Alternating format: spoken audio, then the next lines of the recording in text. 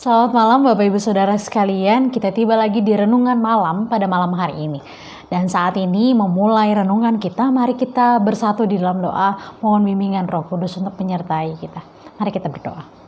Bapa yang baik, Bapa yang bertata di dalam kerajaan surga, ucapan syukur, terima kasih atas segala cinta kasih Tuhan dalam kehidupan kami, yang boleh menuntun dan menyertai kehidupan kami hingga pada malam hari ini.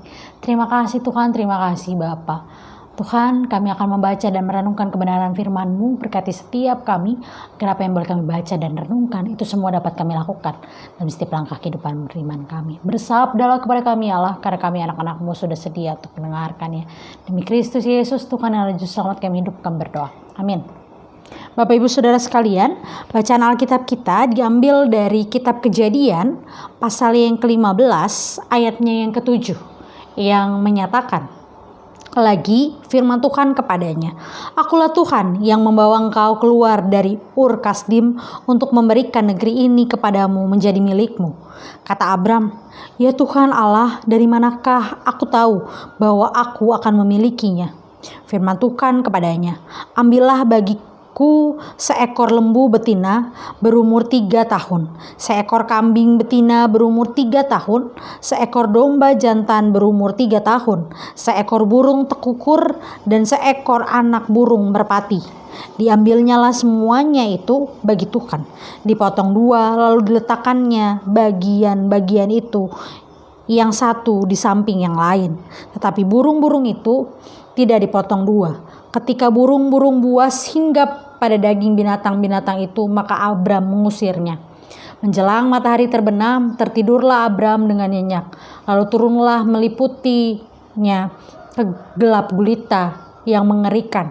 Firman Tuhan kepada Abram, "Ketahuilah dengan sesungguhnya bahwa keturunanmu akan menjadi orang asing dalam suatu negeri yang bukan kepunyaan mereka, dan bahwa mereka akan diperbudak dan dianiaya 400 tahun lamanya.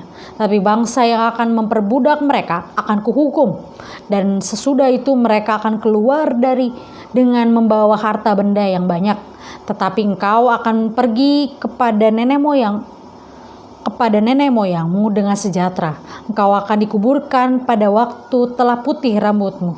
Tetapi keturunan yang keempat akan kembali ke sini. Sebab sebelum itu kedurjanaan orang Amori itu belum genap." Ketika matahari telah terbenam dan hari menjadi gelap, maka kelihatanlah perapian yang berasap beserta suluh yang berapi lewat di antara potongan-potongan daging itu. Pada hari itulah Tuhan mengadakan perjanjian dengan Abram serta berfirman, "Kepada keturunanmu lah kuberikan negeri ini, mulai dari sungai Mesir sampai ke sungai besar itu, sungai Efrat, yakni tanah orang Keni, orang Kenas, orang Kadmon, orang Het, orang Feris, orang Refraim, orang Amori, orang Kanaan, orang Girgasi, dan orang Yebus itu." Demikianlah pembacaan Alkitab. Berbahagialah setiap kita yang membaca, merenungkan firman Tuhan, dan juga melakukannya dalam setiap langkah kehidupan beriman kita. Haleluya. Ya, Ibu Bapak Saudara sekalian, memasuki tahun 2021 yang penuh dengan misteri, tentu mengingatkan kita pada awal 2020. Tentu di awal 2020 setiap kita tidak tahu bahwa virus corona akan memasuki Indonesia. Tentu tahun 2020 di awal, sebagian besar kita tidak akan ada yang tahu bahwa akan begitu banyak air mata, akan begitu banyak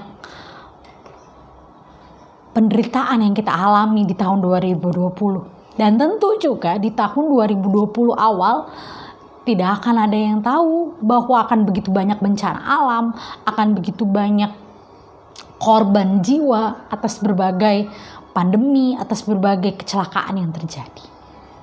Dan begitu pula di tahun 2021 ini, kita tidak tahu apa yang akan terjadi di tahun 2021 ini. Kita tidak tahu, dan kemudian itulah yang seringkali sebagian kecil orang-orang merasakan kekhawatiran, kecemasan akan hari esok. Akan bagaimanakah kehidupan di tahun 2021? Bisakah setiap kita melalui tahun 2021 ini seperti kita melalui tahun 2020? Bisakah atau mampukah atau bagaimana jika nanti kita akan kehilangan? Atau bagaimanakah jika di tahun 2021 ini lebih banyak lagi duka, lebih banyak lagi penderitaan yang akan kita alami? Bagaimana jika mungkin pertanyaan-pertanyaan seperti itu, bagaimana jika atau apakah yang akan terjadi terus menghinggapi kehidupan setiap kita? Atau pertanyaan, bisakah kita melalui tahun 2021 ini? Itu menjadi pertanyaan terbesar ketika kita atau sebagian besar orang, termasuk bagi saya, dalam memasuki tahun 2021. Mampukah saya bertahan? Mampukah kita bertahan seperti kita bertahan melalui tahun 2020? Tapi saya yakin dan percaya ketika kita mampu melalui tahun 2020 yang begitu banyak penderitaan dan begitu banyak hal baru yang kita rasakan di tahun 2020, kita semakin kuat. Kita dibentuk oleh Tuhan untuk menjadi pribadi yang lebih kuat lagi menghadapi berbagai macam cobaan, termasuk menghadapi tahun 2021. Kekhawatiran yang sama juga dialami oleh Abram sebelum dia mengalami perjanjian dengan Tuhan tentang keturunannya. Dia takut, dia khawatir apa yang akan terjadi dalam kehidupannya ke depan. Ketika dia tidak memiliki anak, tidak memiliki keturunan, dan bagaimana kemudian kehidupan ke depannya. Dia khawatir akan hal itu. Tapi Tuhan menjanjikan yang terbaik bagi Abram, termasuk menjanjikan tanah untuk menjadi tempat bagi keturunan Abram kelak. Tuhan menjanjikan yang terbaik dalam kehidupan Abram. Ketika Abram sudah melakukan apa yang terbaik bagi Tuhan, ketika dia merasakan kekhawatiran, dia berserah kepada Tuhan. Dia menyerahkan bahwa Tuhan, inilah kekhawatiranku, bagaimana kelak kehidupanku jika aku tidak memiliki keturunan, jika kemudian bagaimana aku harus melihat masa depanku. Dan disinilah kita mau belajar tentang bagaimana kehidupan kita ke depan.